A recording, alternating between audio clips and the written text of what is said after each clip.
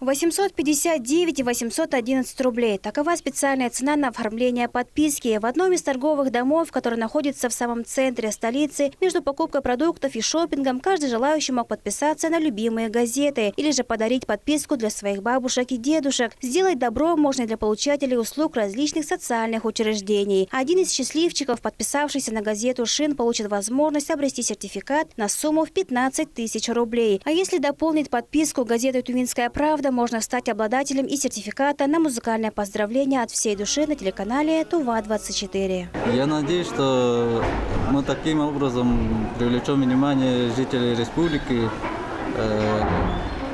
на подписку газеты «Шин» и «Тувинская правда». Завтра мы будем проводить акцию в супермаркете «Кристалл» на Суворовке. Обладатели сертификата на 15 тысяч рублей выберут 21 декабря в прямом эфире групп социальной сети телеканала Тува-24, «Шин» и «Тувинская правда». Воспользоваться музыкальным поздравлением можно в течение следующего года. Подписавшись на газету «Тувинская правда» и «Шин», вы можете получить сертификат на сумму 15 тысяч рублей.